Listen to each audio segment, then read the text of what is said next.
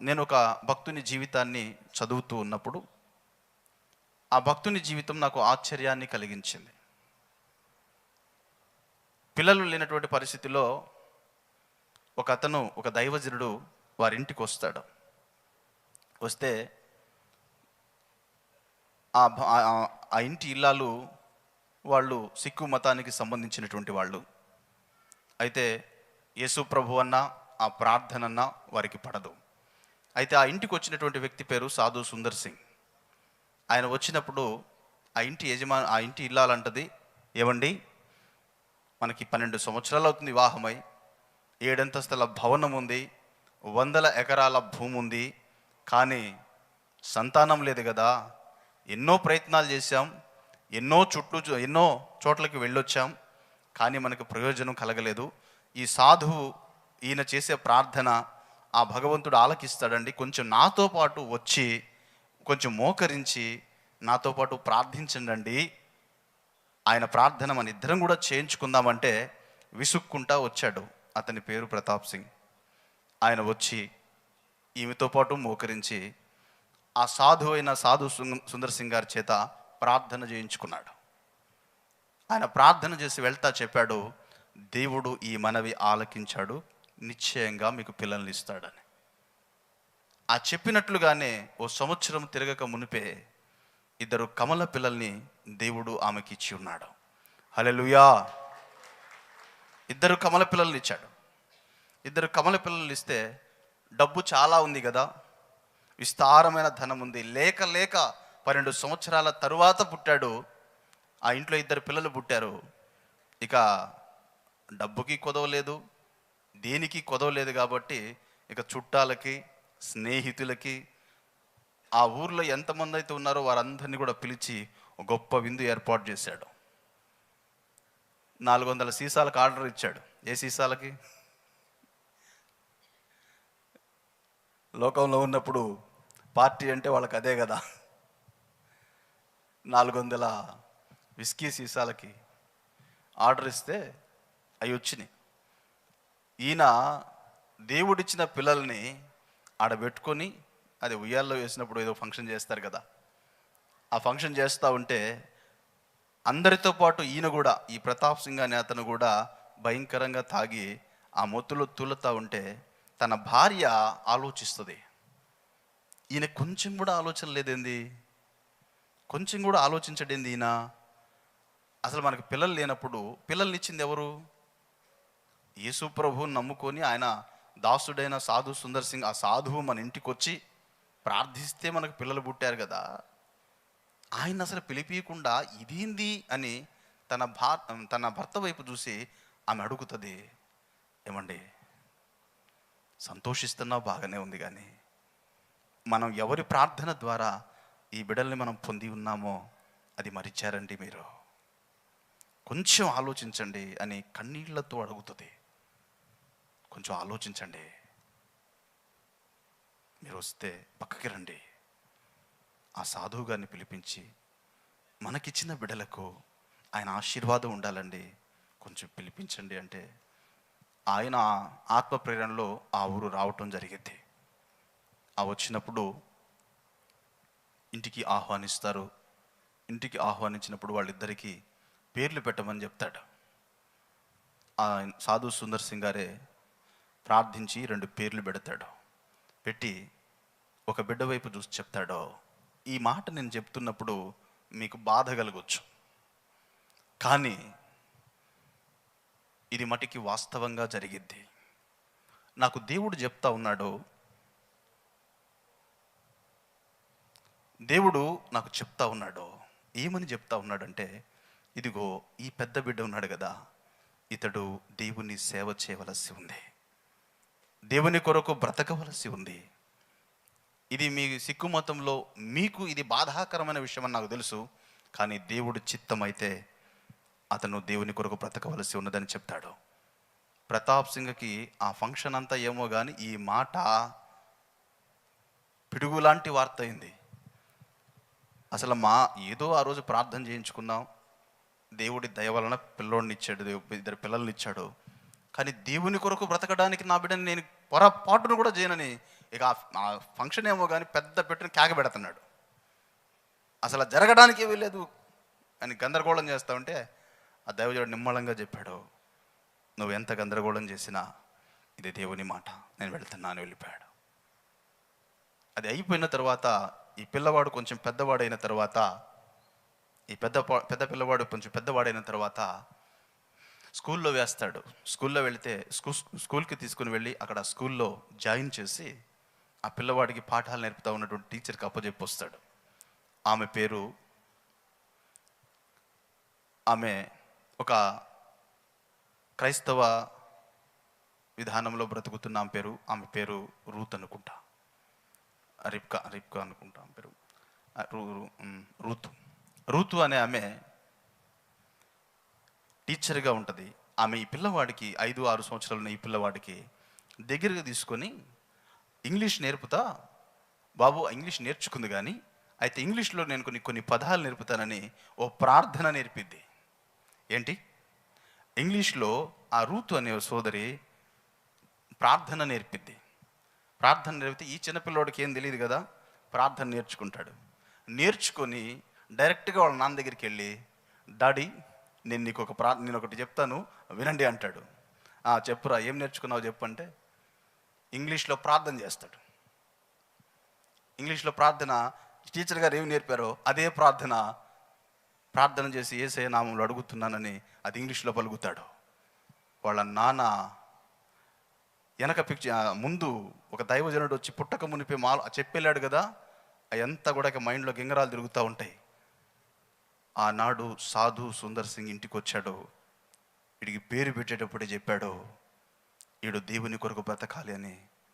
ఈరోజు స్కూల్కి పంపిస్తే వీడు మొట్టమొదటిగా నేర్చుకొని వచ్చి చెప్తున్నది, వీడు ఇంగ్లీష్ నేర్చుకొని మొట్టమొదటిగా చెప్తున్నది ప్రార్థన గురించి చెప్తున్నాడు అని మనసులో ఇవన్నీ ఆలోచిస్తూ ఉంటాడు. సమాధానం ఇవ్వడు. ఆ పిల్లోడు ఈయన ముఖం గమనించడు. డాడీ నేను బాగా చేశాను ప్రార్థన అంటే సమాధానం ఉండదు, ఆశ్చర్యంతో చూస్తూ ఉంటాడు. ఒకవేళ ఇతనే గనక పెద్దవాడై దేవునికి విధేయుడై దేవుని సేవ చేయవస్తే, నా మతంలో నేను పెరిగిన వాతావరణంలో ఇంత సంపద ఉండి, ఇంత పొరుగు ఉండి, ఇన్ని ప్రతిష్టలుండి ఈడు యేసు ప్రభువుని నమ్ముకుంటే నా జీవితం ఏం గానో. పిల్లలు పుట్టారన్న సంతోషమేమో కానీ ఇది నాకు చాలా బాధాకరంగా ఉందని ఒక పిడుగులాంటి వార్తలా ఉంది అతనికి. ఆలోచిస్తాడు. అప్పుడు అది 1926వ సంవత్సరం అనుకుంటా. అయితే ఆలోచించి ఒక మాట చెప్తాడా, అరే బాబు, ఇప్పుడు మన భారతదేశాన్ని బ్రిటిష్ వాళ్ళు పరిపాలన చేస్తూ ఉన్నారు. కొద్ది సంవత్సరాలకి వాళ్ళు వెళ్ళిపోతారు ఇక్కడి నుంచి. కాబట్టి నీకు ఇంగ్లీష్తో పని లేదని ఒక ముస్లిం ఉపాధ్యాయుని దగ్గరికి చేర్చి ఉర్దూ నేర్చుకో బాబు అని చెప్తాడు. ఆ ఉర్దూ పాఠాలని అంటే ఇంగ్లీష్ ఆపిచ్చేస్తాడు. దేనికి? అర్థమవుతుంది కదా ఎందుకు ఆపేశాడు ఇంగ్లీషు? ఒకవేళ ఇంగ్లీష్ నేర్చుకొని అప్పట్లో ఉన్న ఇంగ్లీష్ బైబిల్ చదివి అతడు ఎక్కడ దేవుని కొరకు వాడబడతాడో, దేవుణ్ణి కలిగి ఉంటాడో అని భయపడి ఆ ఇంగ్లీష్నే చదవకుండా ఆపిచ్చేశాడు. అది ఆపేసి ఉర్దూ పాఠాలు నేర్చుకుంటాడు. ఇక ఆ టీచర్ దరిదాపులు కూడా పోనివ్వట్లా, ఆమె దగ్గరికి పోనిట్లా, ఆ రూతు అనే ఆ ఉపాధ్యాయుల దగ్గరికి పొరపాటును కూడా పోనివ్వట్లా. దేనికి అంటే ఒకవేళ అక్కడికి వెళితే నా పిల్లవాడు దేవుడి గురించి తెలుసుకుంటే మరలా నాకు చాలా పరువు ప్రతిష్టలన్నీ కూడా భంగమవుతాయని ఆలోచన చేశాడు. అయితే ఈ పిల్లవాడి గురించి ఆమె ఆలోచన చేస్తూ ఉంది. ఇటు పెరుగుతున్నాడు. ఒక 12 సంవత్సరాలు వచ్చేటప్పటికి చాలా అల్లరి పిల్లవాడిగా అయ్యాడు. ఎందుకంటే ప్రార్థనా జీవితం లేదు, దేవుడికి దూరం చేశాడు వాళ్ళ నాన్న. ఇక ఎంత భయంకరంగా తయారయ్యాడంటే 12 సంవత్సరాల వయసులోనే గొడవలు, దెబ్బలాటలు, టీచర్స్ని కూడా ఎట్లా పడితే అట్లా ప్రవర్తించడం చేస్తూ ఉంటే ఈ ఉర్దూ పాఠాలు చెప్పి అతను కూడా ఒక క్రైస్తవుడే, మహమ్మదీయుడైనప్పటికీ అతడు కూడా క్రీస్తుని అంగీకరించిన వాడు. ఈ సిస్టర్ వెళ్ళి చెప్తుంది, మాస్టర్ గారు రోజు రోజుకి వీడి అల్లరి ఎక్కువైపోతూ ఉంది, వీడిని కొంచెం మీరు దర్శించండి అంటే అతన్ని పిలిచి చెప్తాడు, బాబు ఇట్రారా నాయన కూర్చో, నీ వయస్సు 12 సంవత్సరాలు. ఇప్పుడు ఈ విధంగా రౌడీయిజంగా నువ్వు ప్రవర్తిస్తూ ఉన్నావు. నీ బ్రతుకు ప్రశ్నార్థకంగా ఉంటుందిరా బాబు. నువ్వు నేర్చుకుంటున్న విధానం బాగలేదు, నీ సహవాసాలు బాగలేవు. నువ్వు ఇలా గనక ఎదిగితే నీ తల్లిదండ్రులు నిన్ను బట్టి సంతోషించలేరు, సమాజానికి నీ వల్ల ప్రయోజనం ఉండదు. కాబట్టి ఒకసారి ఆలోచించుకో నాయనా, ఒకసారి ఆలోచించుకో. అది మార్గం కరెక్ట్ కాదు నాయనా. నేనైతే యేసు ప్రభువుని నమ్ముకున్నాను. ఆయన ప్రేమ కలిగిన వాడు, జాలి కలిగిన వాడు. ఆయన మాటలు నువ్వు వింటే నీ బ్రతుకు మారుతుంది. అంటే వాళ్ళ నాన్న బీజం కొంచెం పడింది, అక్కడ ఒక రాయి ఉంటే టేబుల్ మీద ఉంటాయి కదా టీచర్స్కి ఆ కాగితాలు పెట్టుకోవడానికి, అది తీసుకొని సిరిమొహాన్ని వేశాడు. అది తగిలి వెంటనే రక్తం బయటకు వచ్చి ఆయన స్పృహ కోల్పోయి పడిపోయాడు. అక్కడి నుంచి వెళ్ళటానికి వల్ల భయపడ్డాడు. ఏమవుద్ది టీచర్కి అని ఆలోచిస్తూ ఉన్నాడు. కొంచెం నిమిషాలు అట్లా నిశ్చేష్టుడై నిలిచిపోయాడు. ఒక అరగంట గడిచింది. పడిపోయిన ఆ మాస్టర్ మరలా తిరిగి లేచాడు. అతను లెగవటంతో ఇతడు అనుకుంటున్నాడు, ఖచ్చితంగా నన్ను కొడతాడు, ఖచ్చితంగా నాకు ఏదో అయ్యింది, ఇప్పుడు చిన్నపిల్లోడిని, ఆయన చేతిలో నేను మనిషిని కాదు, కొడతాడు ఖచ్చితంగా అనుకుంటే, ఆయన మరలా లేచి ఆ రక్తం వల్ల దుడుచుకొని మరలా చెప్తాడు, బాబు నన్ను కొట్టినందుకు బాధ లేదు, కానీ నీ బ్రతుకుని గురించి ఆలోచిస్తే బాధగా ఉందిరా. నీ బ్రతుకుని మార్చుకోరా నాయన, నీ బ్రతుకుని మార్చుకో. నీ బ్రతుకుని ఎవ్వరూ మార్చలేరు, నేను నమ్మిన దేవుడు మారుస్తాడురా అంటే ఆలోచన చేస్తూ ఉంటాడు. ఇక ఈయన్ని గాయపరిచినా కూడా ఈయన ఏంది రివర్స్ గాడు, ఇంకా రివర్స్ గాలా, నన్ను ఒక మాట అనలా, ఇంత ప్రేమ ఎక్కడి నుంచి వచ్చింది దీనికని ఒక మదిలో ఒక ఆలోచన పడిపోయింది. యేసు ప్రభువు నమ్ముకున్న వాళ్ళకి ఇంత ఓర్పు ఉంటుందా, ఇంత సహనం ఉంటుందా అనేది ఆ పసిహృదయ ఆ 12 సంవత్సరాల వయసులో ఒక బీజం పడిపోయింది. అది అయిపోయిన తర్వాత వాళ్ళ నాన్నగారికి కూడా వీడు అల్లరి చేష్టలు అయితే తగ్గల. వాళ్ళ నాన్నగారు ఆలోచిస్తారు, ఇక వీడిని ఎట్లా బాగు చేయాలా. వాళ్ళ నాన్నగారికి అప్పుడు అర్థమైద్ది. ఫస్ట్ ప్రార్థన చేస్తే ఏమన్నాడు, ఆ ప్రార్థనే నా ఇంట వినబడకూడదు. కానీ 12 సంవత్సరాలు వచ్చేటప్పటికి వాళ్ళ నాన్నగారికి అర్థమైంది, మా ఓడు పూర్తిగా చెడిపోయాడు అని. తన మత గురువులందరినీ పిలిచి అడుగుతాడు, ఏమండి ఇప్పుడు మరలా మీ సలహా కోసం మిమ్మల్ని పిలిచానని దాదాపు ఒక 100 మంది పైన ఉన్న వాళ్ళందరినీ కూడా, కొంతమంది పెద్దవాళ్ళని పిలిచి సలహా తీసుకుంటాడు. మా వాడు ఈ అల్లరి, ఈ రౌడీయిజం మానుకోవాలి, ఈ విధంగా పిల్లలతో కలిసి వాడు చాలా చిలిపి చేష్టలు చేస్తూ ఉన్నాడు, వీడి విషయమై వాడు ఏమవుతాడో నాకు భయం నన్ను ఆవరిస్తూ ఉంది, వీడిని ఎట్లాగైనా మార్చాలండి అంటాడు. ఎట్లాగైనా మార్చాలండి అంటే ఆలోచన చేస్తాడు. ఇక వాళ్ళందరూ కాసేపు ఆలోచించి చెప్తారు, ఏం లేదు, మన సంప్రదాయం ప్రకారంగా ఒక 40 రోజులు ఇతన్ని ఉపవాసం ఉంచాలంటారు. 40 రోజులు ఉపవాసం ఉంచాలి, అది కూడా కఠిన ఉపవాసం ఉంచాలి, అతను బయటికి వెళ్ళకూడదు. ఆ పిల్లవాడికి రోజుకు ఒక గ్లాస్ పాలు ఇచ్చి మన బోధ అంతా కూడా చేద్దాం, మన గ్రంథాలన్నింటిలో ఉన్నటువంటి సారాంశాన్ని నేర్పిద్దాం, ఒక 100 మందిని ఇక్కడ పెట్టి ఆ బిడ్డకి మాకు శిష్యుడిగా అతన్ని అప్పగించండి, మేము అన్నీ నేర్పుతామని చెప్తారు. ఇంట్లోనే ఆ కార్యక్రమం మొదలు పెడతారు. 7 అంతస్తుల భవనం, డబ్బుకి కొదవలేదు, సంపదకి కొదవలేదు, పనివారికి కొదవలేదు, ఇంట్లోనే కూర్చోబెట్టి అవన్నీ నేర్పుతూ ఉంటారు. వింటున్నారండి? ఒకసారి స్తోత్రం చెప్పండి. ఆ వెనుకోడు కూడా ఒకసారి చెప్పండి. ఇంకా కొంచెం చిన్నగా చెప్పండి. అందరు కలిసి చెప్దాం, హల్లెలూయా. అది ఆ విద్య నేర్పుతూ ఉన్నటువంటి స్టార్ట్ అవుతుంది. అంతవరకు అల్లరి చిల్లరిగా తిరిగిన వాడికి వాళ్ళ నాన్న వాళ్ళ అమ్మగారే ఫుడ్ కట్ చేసి రోజుకు ఒక గ్లాస్ పాలు ఇచ్చేటప్పటికి 1 రోజు బాగుంది, 2 రోజులు బాగుంది, 3 రోజు ఆలోచనలో పడిపోయాడు. ఏం చేస్తున్నారు నన్ను, ఏం చేయబోతున్నారు నన్ను అనుకుంటున్నాడు. అలా 26 రోజులు గడిచిపోయింది. 26 రోజులు గడిచిపోయింది. ఇక ఓపిక నశించి ఇక ఏమవబోతుంది అంటే ఇక కింద పడే స్టేజ్కి వచ్చేసాడు. ఇంకొక 2 రోజులు గడిచింది, 28 రోజులు గడిచింది. పూర్తిగా మనిషి లెగవలేని స్థితికి వెళ్ళిపోయారు. వాళ్ళైతే వాళ్ళు చేయాల్సిన కార్యక్రమాలన్నీ వాళ్ళు చేస్తూ ఉన్నారు. వాళ్ళు ఆ సిక్కు మతానికి సంబంధించినటువంటి గురువులందరూ వస్తున్నారు. వాళ్ళు చేయాల్సినటువంటి నేర్పించాల్సిన విద్య అంతా నేర్పించడానికి. ఈరోజు ఏంది అబ్బాయి ఇంకా లెగవలేదండి, లోపలికి వచ్చి చూసుకుంటే పరిస్థితి బాగాలేదు.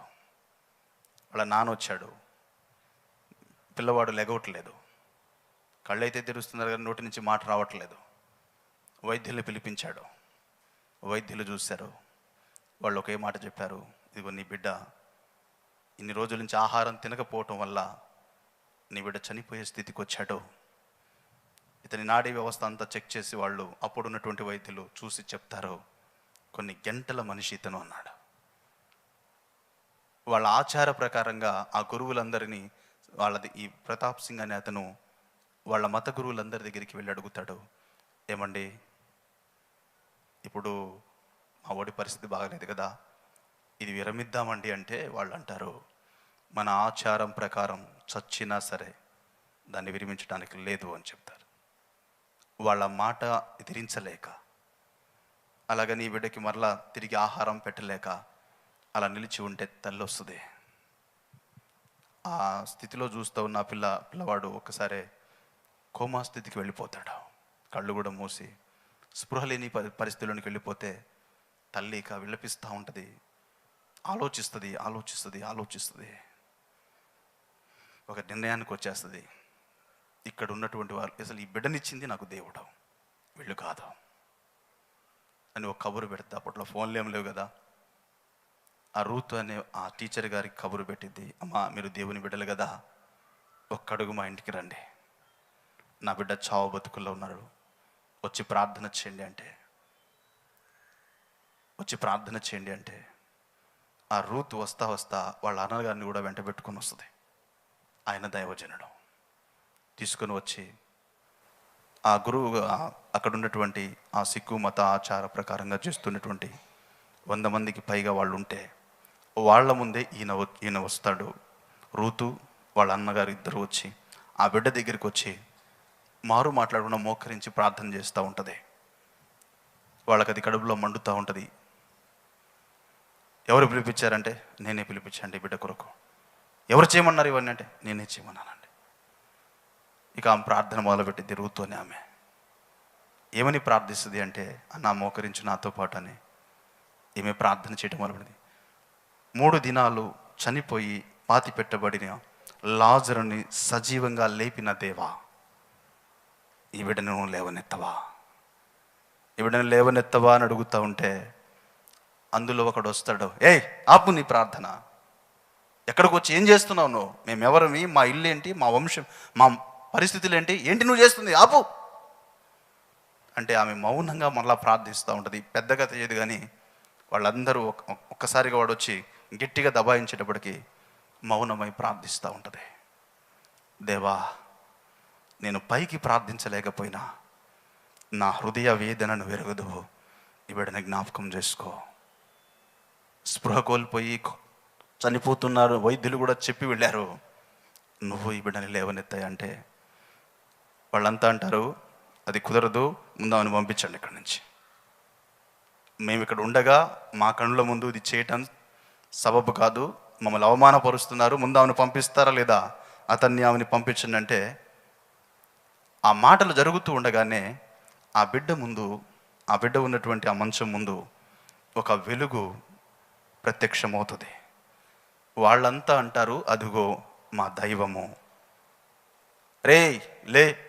లేచి దాన్ని మొక్కు అంటూ ఉంటే ఈ రూతు ఏం మాట్లాడదు. దేవా, వాళ్ళకు తెలియదు, నీవే కృప చూపు అని అడుగుతూ ఉంటే ఆ వెలుగులో ఓ సిలువ ఆకారం కనిపిస్తుంది. ఆ సిలువ ఆకారం ఎప్పుడైతే కనిపించిందో రూతుకు అర్థమైంది, ఇదిగో దేవుడే ఇక్కడకు ఆయన సన్నిధిని తీసుకుని వచ్చాడు. ఆ బిడ్డని తట్టి, లేచి మోకరించు అంటది. ఆ కోమా స్థితిలో ఉన్న ఆ బిడ్డ మామూలు స్థితిలో లేచి తనతో పాటు మోకాళ్ళేస్తాడు. తనతో పాటు మోకాళ్ళేసి ప్రార్థన చేయడం ప్రారంభిస్తాడు. కాసేపు ఆ బిడ్డతో మాట్లాడి దేవుని గురించి మరలా వివరంగా చెప్పి అప్పటికప్పుడే ఒక తీర్మానం ఆ బిడ్డ చేత చేయించి వాళ్ళ అన్నయ్య వచ్చాడుగా దైవ సేవకుడు, అక్కడే బాప్తిస్మం ఇచ్చేస్తాడు. హల్లెలూయా. ఆ బాప్తిస్మం ఇస్తే వాళ్ళ నాన్న అక్కడ దూరం నుంచి చూస్తూనే ఉంటాడు. అంటే ప్రార్థన అనేది పడదు అతనికి, కానీ బిడ్డ లేచాడు కాబట్టి ఆ సంతోషంలో ఉన్నాడు, దూరంగా ఉన్నాడు. వాళ్ళందరూ అనుకున్నట్టుగా జరగలేదు. వాళ్ళు ఏదైతే చెప్పారో అది జరగలేదు, కానీ వాళ్ళు ఊహించని కార్యం అక్కడ జరిగేటప్పటికి వాళ్ళు మౌనమై నుంచున్నారు. అయితే బాప్తిస్మం ఎప్పుడైతే ఈ బిడ్డకి ఇచ్చాడో ఆ బిడ్డను అడిగి ఇక వాళ్ళ నాన్నకి ప్రతాప్ సింగ్కి పట్టరాని కోపం వచ్చి కర్ర తీసుకుని వచ్చి ఉతికేస్తాడు. ఆయన ఆ సేవకుడిని ఇష్టం వచ్చినట్టు కొడతాడు. నా బిడ్డని నువ్వు మతం మారుస్తావా, నా బిడ్డకి నువ్వు ఎలా ఇస్తావు నన్ను అడగకుండానే కొడతా ఉంటే వాళ్ళ తల్లి వచ్చి అడ్డుపడింది. వద్దండి, నేను పిలిచాను అతన్ని, నేను పిలిచాను, అతన్ని ఏం చేయొద్దు అని కాళ్ళ మీద పడితే కొంచెం మౌనం అయితే అక్కడున్న పనివారు అతన్ని పంపించేస్తారు. రూతు అనే మాత్రం అక్కడే ఉంటుంది. ఒకడు వస్తాడు, ఒకడు చూస్తాడు, అసలు అతను పోయాడు కానీ నిన్ను వదిలిపెట్టకూడదు, అసలు నువ్వే చాలా పట్టుదలగా ఉన్నావు, నా బిడ్డని మా వాళ్ళని ఆ బిడ్డని నువ్వు మార్చడానికి ప్రయత్నం చేశావు, నీ వల్లే ఇదంతా జరిగిందని అతను కత్తి తీసుకుని మీద దాడికి వస్తాడు. వస్తా ఉన్నప్పుడు ఆమె చెప్తుంది, తన ప్రాణమును క్రీస్తు కొరకు పోగొట్టుకుంటే అది కాపాడబడుతుంది, ఒకవేళ నా ప్రాణాన్ని కాపాడుకోవాలనుకుంటే అది పోతుంది. ప్రాణాన్ని గురించి భయపడే వాళ్ళం కాదు మేము. ఈ ప్రాణం ఎప్పుడో మేము చచ్చిపోయాం, బ్రతుకుతున్నది మాలో క్రీస్తు. సోదరా, నువ్వు చంపాలనుకుంటే వచ్చి చంపు, కానీ యేసు ప్రభువుని వదిలేది లేదు, ఆయన గురించి ప్రకటించకుండా ఉండేది లేదు. కిషన్ సింగ్ ఇవన్నీ గమనిస్తాడు. చిన్నపిల్లోడు ఏం మాట్లాడలేని పరిస్థితిలో ఉంటాడు. ఆమె అప్పుడు అంటది, కిషన్ సింగ్, ఇదిగో నా ప్రయాణం ముగించబడుతుంది, దేవుని కొరకు నేను చేయాల్సిన పరిచర్య ఇప్పటి వరకు చేశాను, కానీ ఈరోజు ఇక్కడ నా తనువు ముగించబడుతుంది. ఇదిగో నాయన, ఇప్పటి వరకు నేను చదివిన ఈ పరిశుద్ధ గ్రంథాన్ని నువ్వు చదువు అని 2 చేతులలో బైబుల్ తీసుకొని కిషన్ సింగ్కి అందించబోతుంటే ఆ మాంతాన వచ్చి ఆ 2 చేతులు నరికేస్తాడు. రక్తపు మడుగులో బైబిల్ పడిపోయింది. ఇక మారు మాట్లాడకుండా కిషన్ సింగ్కి ఏం అర్థం కాదు, వాళ్ళు చేస్తున్న వికృత చేష్టలు చూస్తూ ఉంటాడు. కానీ అప్పుడు ఆ పిల్లోడికి ఏమనిపించిందంటే వెంటనే లేచి ఆ బాలుడు ఆ రక్తపు మడుగులో ఉన్న బైబుల్ తీసుకొని గుండెకి హత్తుకుంటాడు. ఎప్పుడైతే ఆ బిడ్డ హత్తుకున్నాడో, మీరు చప్పట్లు కొడుతున్నారు, చాలా సంతోషం, కానీ ఎప్పుడైతే గుండెకి హత్తుకున్నాడో ఈ బిడ్డని పూర్తిగా మార్చేశారని ఆ కత్తితో చేతులు నరికిన వాడే ఆమెని పొడిచి అక్కడే చంపేస్తాడు. ఆమె చనిపోతూ చివరి శ్వాసలో ఒక మాట అంది, దేవా, వీరికి నీ ప్రేమ తెలియదో, నన్ను చంపిన వీరిని నువ్వు క్షమించు, దేవా వీరిని క్షమించు అని ఒక పెద్ద కేక వేసి ఆమె ప్రాణం విడిచింది. ప్రైజ్ ద లార్డ్, హల్లెలూయా. ఆ ఇంట్లో అన్ని ప్రతికూల పరిస్థితుల మధ్యలో తన తల్లి, కిషన్ సింగ్ వాళ్ళ తల్లి ఒక మాట అంటది, బాబు, నిన్ను నిజమైన దేవుణ్ణి మనం గుర్తించాం, అవసరమైతే ప్రాణం పెడదాం, కానీ యేసయ్యను వదులుతురా, యేసయ్యను వదిలిపెట్టొద్దురా, యేసయ్య మన దేవుడురా. వాళ్ళ నాన్నకి తెలిస్తే ఒప్పుకోడు, కానీ రహస్యంగా తనకి తెలిసిన కొద్ది జ్ఞానంలో ఆ బైబిల్ని ఆ బిడ్డ మీద ఉంచి, ఇదిగోరా మన దేవుడి గురించి నేను చెప్తాను వినని కొన్ని సంవత్సరాలు అలాగూ ఆ బిడ్డకి దేవుని గురించి బోధిస్తూ ఉంటుంది. రహస్యంగా భక్తి చేస్తూ ఉంటుంది, రహస్యంగా తన బిడ్డను దేవుని కొరకు సిద్ధపడుస్తూ ఉంటాయి. అది తెలియకుండా, అది కొన్నాళ్ళకి తెలియనే తెలిసిద్ది వాళ్ళ నాన్నకి. ఇక మారు మాట్లాడు, ఇంకా పెద్దగా రంకెలు వేసి కొద్ది స్పష్టంగా చెప్తాను, ముందుకు వెళ్ళాల్సింది కనుక పెద్దగా కేకలు వేసి వాళ్ళిద్దరిని కిందకి పిలిచి, ఇక మీరు బతకడానికి వీల్లేదని ఇష్టం వచ్చినట్టు కొడతాడు. ఇష్టం వచ్చినట్టు కొడతా ఉంటే కొట్టి వాళ్ళు ఇంకా చాలా దెబ్బలు కొట్టిన తర్వాత చంపటానికి గన్ తీసుకెళ్తాడు. గన్ తీసుకుని కాల్చి పడేస్తాను. లోపలికి వెళ్తే అక్కడున్న పని వాళ్ళు గమనించి, అప్పటి వరకు శుతిమెత్తనగా పెరిగిన వాళ్ళకి, కష్టమంటే తెలియని వాళ్ళకి క్రీస్తు కొరకు మొట్టమొదటిసారిగా దెబ్బలు తిన్నారు. వీళ్ళని లాగి అరమర ఉంటే అరమరలో పెట్టి గడియ పెట్టేసి తాళం వేసి, ఈ ప్రతాప్ సింగ్ వాళ్ళ అన్నదమ్ములకు చెప్తారు, మీ వాడు ఇలా చేస్తున్నాడండి, వీళ్ళని చంపడానికి గన్ తీసుకొని వచ్చాడు, వాళ్ళు వెతుకుతున్నాడు, రెంకలు పెడుతున్నాడు, మీరు ఒకసారి త్వరగా రండి లేకపోతే ఘోరం జరిగేటట్టుందంటే ఆ ప్రతాప్ సింగ్ తమ్ముడు అన్న ఇద్దరు వస్తారు. అంటే ఏంట్రా ఏం చేస్తున్నావు, నేను చంపుతావేంద్ర వీళ్ళని అంటే, చంపేస్తా వాళ్ళని, వాళ్ళు బతకడానికి లేదో, మనకి వ్యతిరేకంగా బ్రతుకుతున్నారు వాళ్ళు, నా పరువు తీస్తున్నారు, నేను ఎప్పుడో చెప్పావు వద్దు, ఆ రోజు జరిగింది చాలు, ఇక నా ఇంట్లో ఆ పేరే ఎత్తకూడదని చెప్పి ఆ రోజే జరిగిపోయిన దాన్ని మర్చిపోకుండా వీళ్ళు ఇంకా వాళ్ళు అందులోనే ఉన్నారంటే నా పరువు తీయటానికి కదా, వీళ్ళని నేను బతకనివ్వను అంటే వాళ్ళ అన్నోళ్ళు ఒక సలహా ఇస్తారు, అరే సరే నీ భార్య నీకు కావాలి, ఆ పిల్లోడు ఒకవేళ అడుగుదాం, యేసుప్రభు వదిలిపెడితేనేమో ఇంట్లో ఉంచుదాం, యేసుప్రభు నాకు కావాలంటే నిర్దాక్షిణంగా ఇంటి నుంచి బయటికి పంపించేద్దాం రా అంటారు. వాళ్ళని ఇద్దరిని ఆ తాళం తీసి అరమరలో ఉన్న వాళ్ళని బయటికి తీసి కొద్ది నిమిషాలు టైం ఇస్తారు. వాడికి చెప్పేం చెప్తావు, తల్లికి చెప్తారు, వాడికి ఏం చెప్తావో చెప్పు, వాడి ఇంట్లోంచి ఇక బయటికి వెళ్ళకూడదు, వాడికి ఆ యేసు ప్రభు పేరెత్తకూడదు అంటే లోపలికి తల్లి తీసుకొని వెళ్ళి ఒక్క మాట చెప్తుంది, బిడ్డ ప్రాణం తీసినా తీయించుకో, యేసును మాత్రం వదలొద్దు, ప్రాణం తీస్తే తీయించుకో కానీ యేసుని వదిలొద్దురా. వాళ్ళ నాన్న దగ్గరికి తీసుకొస్తారు. ఏంట్రా ఏం నిర్ణయించుకున్నావు అంటే, నా కోసం చనిపోయిన యేసు కొరకు ఏమైనా అవుతా కానీ యేసుని వదిలిపెట్టనా అంటాడు. మారు మాట్లాడకుండా పక్కన ఒక మంచి అప్పట్లో కర్రలు ఉంటాయి కదా, ఆ కర్ర తీసుకొని తల మీద సుర్ణ కొడతాడు. ఆ కర్ర పడుతున్నప్పుడు కిషన్ సింగ్ పక్క కంటే గోడ మీద తగిలి రక్తమంతా చింది బయటికి కొట్టింది. ఆ దెబ్బ తగిలిన కూడా వదిలిపెట్టాడు, మరలా కొడతానే ఉంటాడు. కొడతా ఉంటే వాళ్ళ అమ్మ కాళ్ళ మీద వాళ్ళ అమ్మ ఆ బిడ్డ మీద అడ్డంగా పొనుకుంటుంది, వాళ్ళ తల్లిని కూడా కొడుతూ ఉంటాడు. వాళ్ళ బాబాయి పెద్దనాన్న పక్కకి తీస్తే అక్కడున్న పనివారిని అంటాడు, అరే రండ్రా వీడిని తీసుకెళ్ళి ముందు ఆ వస్తున్న రైలు బండి కింద పడేసి రండ్రా, వీడు నా కళ్ళ ముందు సజీవంగా ఉండకూడదు, వాడు ముక్కలు అయ్యాడన్న మాట నేను వినాలిరా. ఎవరు ఈ మాట అంటుంది, ఎవరు? కన్న తండ్రి. ముక్కలు వాళ్ళు రావాడంటే తీసుకుని వెళ్ళి ఆ పని వారిద్దరూ ఇతన్ని తీసుకుని వెళ్తారు, మోసుకొని వెళ్తారు. స్పృహ కోల్పోయిన ఈ వ్యక్తిని తీసుకుని వెళ్తూ ఉంటే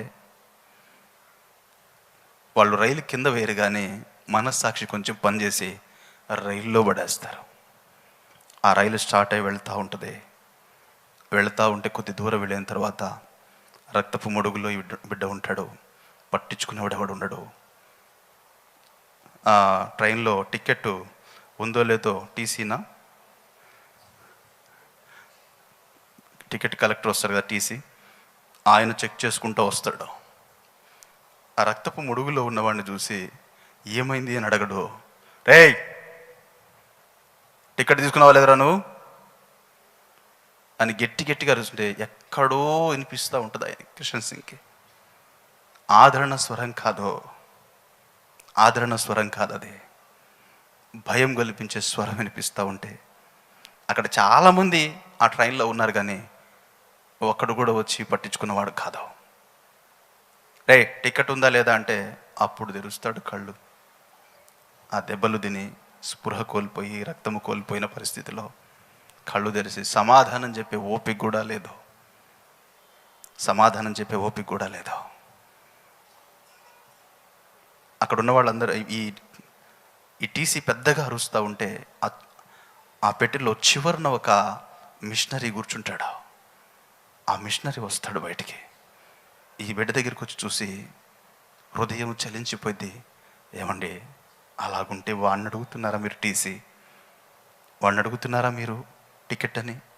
నేను ఇస్తా తీసుకోండి అని తన జేబులో డబ్బులు ఇచ్చి ఆ బిడ్డని తన ఒడిలో పనుకోబెట్టుకొని తన గాయములు ఒక మంచి సమరయుడిలా కడుగుతూ ఉంటాడు. ఆ ట్రైను వాళ్ళ ప్రాంతం వెళ్ళినప్పుడు ఆపి ఒక వైద్యశాలకు తీసుకుని వెళ్ళి వైద్యం ఇప్పిస్తూ వాళ్ళు చెప్తారు, అయ్యా మీరు తీసుకొచ్చారు, కరెక్ట్ టైంకి తీసుకొచ్చారు, కానీ జరిగే రక్తము ఎక్కించాలండి, లేకపోతే బ్రతకడు, చాలా రక్తం, ఆ బాడీలో ఉన్న రక్తం మొత్తం పోయింది.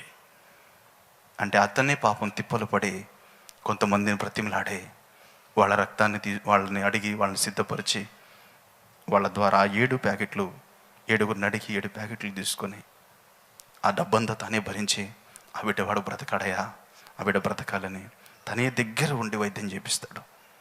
కొన్ని దినాలు గడిచిన తర్వాత ఆ బిడ్డ మామూలు స్థితికి వస్తే అప్పుడు అడుగుతాడు, బాబు నువ్వెవరివి, ఎక్కడి నుంచి వచ్చావు అంటే తన స్టోరీ చెప్తాడు. యేసు ప్రభువుని నమ్ముకున్నందుకు నేను సుసంపన్నమైనటువంటి ఆస్తి కలిగిన వాడినే, కానీ యేసు ప్రభువును కలిగి ఉన్న ఇప్పుడు నేను కొన్ని రేపేదనండి, నా తండ్రి నన్ను బయటికి నెట్టివేశాడు. నేను అసలు బ్రతికి ఉన్నానన్న స్పృహ కూడా నాకు లేదు, కానీ ఆ దేవుడే నన్ను కాపాడు, నేను యేసు ప్రభువుని నమ్ముకున్న వాడినండి అని చెప్తే తన దగ్గరే కొన్నాళ్ళు పెట్టుకొని బైబిల్ గురించి కొంచెం నేర్పించి దేవుని సేవ కొరకు పంపిస్తాడు. హల్లెలూయా. దేవుని సేవ కొరకు పంపిస్తాడు.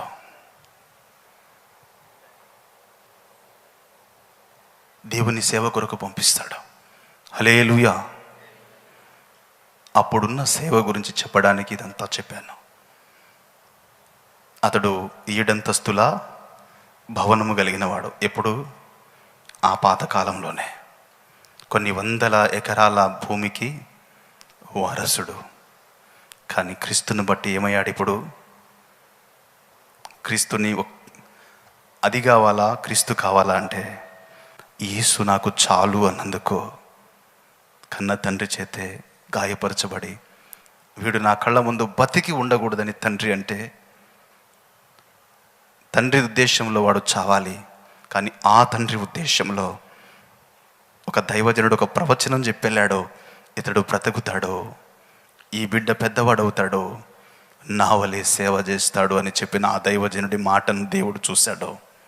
చనిపోయే స్థితిలో ఉన్న ఈ బిడ్డను లేవనెత్తి నిలవబెట్టి దేవుని కొరకు ఒక పాత్రగా దేవుడే సిద్ధపరచి దేవుని పని కొరకు వెళతాడు.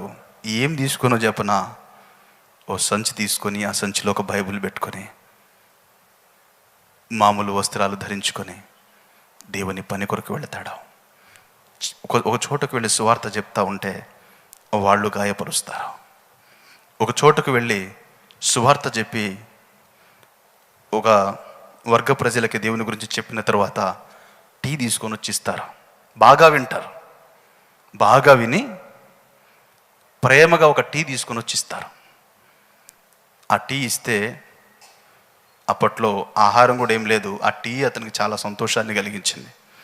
ఆ టీ తీసుకొని తాగుతా చాలా ప్రేమించారు, చాలా కృతజ్ఞతలండి, ఈ చలిలో మంచి వేడి గల ఈ టీనిచ్చినందుకు చాలా సంతోషిస్తున్నానని ఆ టీ తాగుతాడు.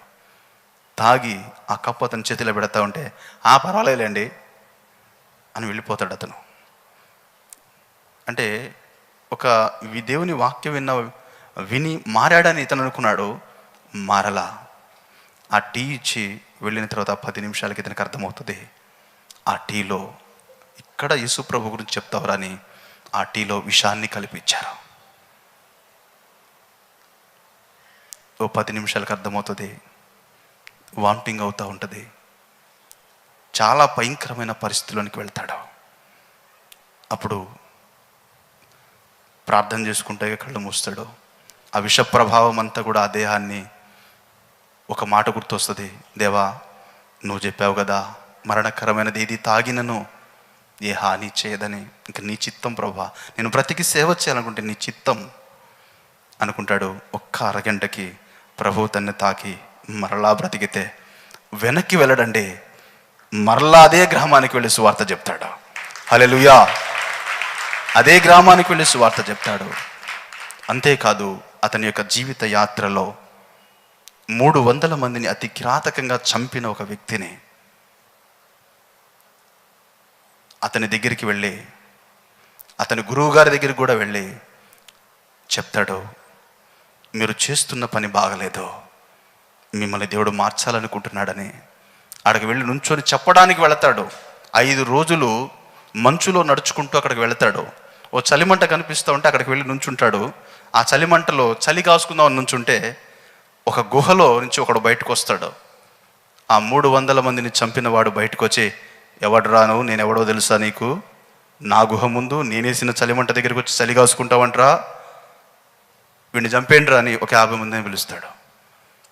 అందరూ రౌండ్ అవుతారు. వాళ్ళ చేతిలో గన్లు ఉన్నాయి. చంపడానికి అందరూ ట్రిక్కర్ పట్టుకోబోతూ ఉంటే కాల్చటమే కతడు. అప్పుడు అనుకుంటాడు కిషన్ సింగ్, అయిపోయింది నా బ్రతుకు. అంటే ఆ గుహలో ఎక్కడో మంచం మీద ఒక ముసలోడు ఉంటాడు. ఆ ముసలోడు ఒక కేకేస్తాడు, ఏయ్ చంపబాకండ్రా అంటే వీళ్ళందరూ గన్స్ కింద దించుతారు. ఆ ముసలాయన స్వరం ఎలా ఉంటుంది, గంభీరంగా ఉంటుంది. పక్షవాతం వచ్చి కాలు చేయబడిపోయి మంచంలో ఉన్నాడు, కానీ స్వరం మటుకి ఆ కంఠంలో గాంభీర్యత తగ్గల. ఆయన అంటాడు, రే చంపబాకండి. అసలు అతను ఎవడో విచారించండిరా, తిక్కలోళ్ళలా ఉన్నారు, నా దగ్గర ఏం నేర్చుకున్నారా మీరు, ముందు అతను చూడండి అంటే అప్పుడు ఆ పనోళ్ళంతా వచ్చి చూస్తారు. ఏందో అండి, ఒక పుస్తకం ఉంది, అరే అతని దగ్గర తీసుకురండి రా, నా మంచం దగ్గరికి తీసుకురండి అంటే లోపల ఉన్న ఆయన దగ్గరికి వెళ్తాడు. ఆయన పేరు ధారావ్ సింగ్.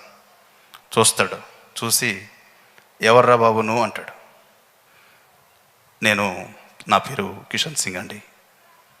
ఏంది పుస్తకం ఏంటి, ఇది బైబిల్ అంటారండి. ఏంటి, బైబిల్ అండి, పరిశుద్ధ గ్రంథం. ఏం చేస్తుంది పుస్తకం, ఏం చేస్తుంది, ఏదైనా చేయగలదండి. ఈ పుస్తకం ఏదైనా చేయటమేందిరా నాయన, ఏం చేస్తుందో చెప్పంటే, నేను ఒకటి అనుకుంటే అది చేసిద్దా, చేస్తుందండి. సరే ఈ బైబిల్ మీద చేయి పెడతాను, నేను అనుకున్నది కావాలంటాడు. కానీ కిషన్ సింగ్ అంటాడు, అనుకున్నది అయిద్దండి, చేయి పెట్టండి. మనసులో ప్రార్థన చేస్తూ ఉంటాడు. ఆ బైబిల్ గ్రంథం మీద చేయి పెట్టడంతో అనేక హత్యలు చేసిన వాణి, ఒక చేయి ఆల్రెడీ పక్షవాతం, ఒక కాలు ఒక చేయి పని చేయట్లా, పని చేస్తున్న ఆ చేయిని దీని మీద పెడతాడు. కరెంటు షాక్ కొట్టినట్టు అయింది. ఒక నిమిషం ఏం అర్థం కాదు. మరు నిమిషానికి ఆ మంచంలో ఉన్నవాడు ఆ పక్షవాతం అంతా తొలగిపోయి ధన్మని లేచి నుంచుంటాడు. వాళ్ళకేం అర్థం కాదు, ఆశ్చర్యపోతూ ఉంటారు. ఆశ్చర్యపోయి చూస్తూ ఉంటారు. బైబిల్కి వెళ్ళి చూస్తే ఏమంటారు దీన్ని అంటాడు, బైబిల్ ఇది పరిశుద్ధ గ్రంథంలా ఉంది, ఇది బైబిల్ గ్రంథమా, నువ్వు చాలా గొప్పదాని అంటే వాళ్ళకి యేసు ప్రభువు తెలీదు. ఆయన చెప్పిన బైబిల్ గ్రంథాన్ని చూస్తారు. లేచి నుంచుంటాడు. నుంచున్న తర్వాత కొంత ఉపదేశం చేస్తాడు. నేను యేసు ప్రభువుని, ఆయన నీ పాపములు కడిగి వేయగలడు, ఆయనను బట్టి ఈరోజు నువ్వు స్వస్థత పొందావంటే ఒంటి మీద అండర్వేర్ తప్ప, ఆ లోపల లోదుస్తులు తప్ప పైన దుస్తులన్నీ కూడా మొత్తం తీసి అగ్నిలో పడవేసి ఒక మాట అంటాడు, ఇప్పటి వరకు ఇంతమందిని చంపడానికి వీళ్ళకి ఈ విద్యను నేర్పింది నేనే. నా కింద ఒక 50 మంది రౌడీలను తయారు చేశా, వీళ్ళు గజ దొంగలు. వీళ్ళని పట్టుకోవటానికి ఈ డిపార్ట్మెంట్ మొత్తం కష్టపడ్డా వీళ్ళలో ఎవడు దొరకడు. వీళ్ళకి అలాంటి ట్రైనింగ్ ఇచ్చిన వాడిని నేను. కానీ ఇప్పుడు నాకు అర్థమైంది, నేను చాలా ఘోర పాపాలు చేశానయ్యా అని తన పాపాలని చెప్తాడా. నన్ను యేసు ప్రభు క్షమిస్తాడా అంటే క్షమిస్తాడండి. అవన్నీ తీసి అగ్నిలో వేసి, ఈ పాపం సంబంధం ఏది నా మీద ఉండటానికి లేదు, నేను ఇప్పుడే ప్రభుత్వానికి లోబడతానని వెళ్తాడు. హల్లెలూయా. అలాగూ తన శిష్యుడైన మరొకతను కూడా 300 మంది పురెళ్ళు చూపిస్తాడు. ఇతను వెళ్ళిపోతాడు. వెళ్ళిన తర్వాత తన శిష్యుడు ఒక అతను ఉంటాడు. అతనికి చెప్తాడు, బాబు ఇతని నన్ను కూడా క్షమిస్తాడండి అంటాడు. నువ్వేం చేసావంటే లోపలికి తీసుకెళ్తాడు. బంగారపు కుప్పలు చూపిస్తాడు. ఇంకొంచెం ముందుకు తీసుకెళ్తాడు. ఆ గుహలో 300 మందిని చంపి ఉరితీసినటువంటి ఆ పురెలను చూపిస్తాడు. ఒక్కసారిగా ఒళ్ళంతా జలధరిస్తుంది. వీళ్ళందరినీ నేనే చంపానండి అంటాడు. ఇంత దుర్మార్గుని కూడా యేసు ప్రభు క్షమిస్తాడా, నాకంటూ క్షమాపణ ఉందా అంటే కిషన్ సింగ్ చెప్తాడు, యేసు ప్రభు క్షమించలేనటువంటి వ్యక్తి, యేసు ప్రభు క్షమించలేనటువంటి పాపం అంటూ ఏది లేదో, ఖచ్చితంగా ఆయన నిన్ను ప్రేమిస్తున్నాడు. ఆయన నీ కొరకు కూడా ఆయన ప్రాణం పెట్టి ఉన్నాడు. నువ్వు ఆయన అంగీకరిస్తే ఈరోజే క్షమించబడతావంటే ఆ మాటకి గుండె పగిలిన వాడై కింద పడి కొన్ని గంటలు ఏడుస్తాడు. యేసే నన్ను కూడా ప్రేమిస్తాడా? తన పాపములన్నిటినీ ఒప్పుకొని తను లేచి చెప్తాడు, ఈ సంపద నాకు వద్దండి, నాకు యేసు కావాలి, రండి నేను ప్రభుత్వానికి లోబడతాను, ఇంకెప్పుడు చేయనండి అని వెళ్తూ ఉంటాడు. ఆ కిషన్ సింగ్ తన జీవితంలో దేన్ని కోరుకున్నాడు అంటే, ఈ లోకంలో ధనాన్ని కోరలా. తన తల్లి చెప్తుంది తర్వాత కలిసినప్పుడు, కిషన్ సింగ్, ఈ లోకంలో కీర్తిని కోరవద్దు, ఈ లోకంలో ధనాన్ని కోరవద్దు, అన్నిటినీ వదిలి యేసును మాత్రమే కోరు. నువ్వు ఏమైపోయినా పర్వాలేదు, యేసు సేవ నీ ఊపిరున్నంత వరకు చేయనాయన. అన్నిటినీ పక్కన పెట్టి వాళ్ళ మేనమామ వస్తాడు, అరే నీకు ఒక బిల్డింగ్ ఇస్తాను, ఎందుకురా నీకు బతుకు, రారా నాతో అంటే ఒకటే చెప్తాడు, మామయ్య అది నాకు ఒక పెద్ద శోధన, నువ్వు అది ఇస్తానంటున్నావు, కానీ నేను నీకు ఇప్పుడు ఒక మాట చెప్పాలి, అవన్నీ కలిగి ఉన్న నీవు నరకానికి వెళ్ళి అగ్నిగుండంలో పడతాం, నేను చూడలేను మావయ్య, నేను ఇలా ఉన్నానని నువ్వు అనుకుంటున్నావు, నేను వెళ్ళబోతున్న రాజ్యానికి నువ్వు రావాలి మావయ్య, అది అవసరం లేదు మావయ్య అంటే, పోరా నువ్వు మారవు అని వెళ్ళిపోతాడు. కిషన్ సింగ్ యొక్క జీవితాన్ని చదువుతూ ఉంటే నాకు చాలా కన్నీళ్ళు వచ్చాయి. దేవుని కొరకు సమస్తాన్ని విడిచి ఏది ఏమైనా అనేకుల రక్షణ కొరకు ముందుకు సాగిపోయి సువార్త చెప్తే విషం పెట్టిన వాడిని కూడా మరలా ప్రేమించి సువార్త చెప్పే గజ దొంగలను మార్చి దేవునికి ఒక ప్రియమైన పాత్రగా నిలిచిపోయాడు. ఈరోజు దేవుని సేవ, దేవుని పరిచర్య చేయాలందరం. అయితే ఎలా? దీన్ని కోరి, దీన్ని ఆశించి, దేవుని యొక్క సంతోషాన్ని, దేవుని ఆనందాన్ని కోరి మనం దేవుని సేవ చేద్దాం. మోకరిద్దాం, ప్రార్థన చేద్దాం.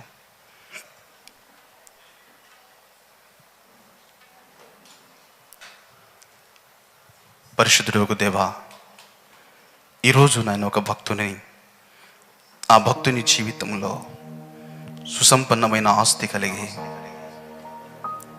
పనివారిని కలిగిన నీ ముఖకాంతిని చూశాడు, నిన్ను తాకాడు, నీలో ఆనందాన్ని చూశాడు, నీవిచ్చే మహిమరాజ్యాన్ని చూశాడు. వాటి ముందు ఇవి ఎన్న తగినవి కాదు అని అన్నిటినీ విడిచి నీ కొరకు బాధ అనుభవించిన నీకు కిషన్ సింగ్ వలె నీ కొరకు బ్రతకటం మాకు నేర్పాయా.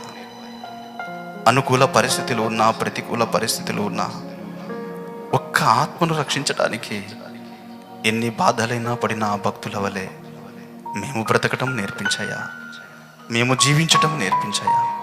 మమ్మలను అలాగూ సిద్ధపరచమని, మమ్మలను మీ దయగలిగిన హస్తాలకు అప్పగించుకుంటూ యేసయ్య ఉన్నత పరిశుద్ధ నామములో ప్రార్థించి స్తుతించి అడిగి వేడుచున్నాము తండ్రి. ఆమేన్.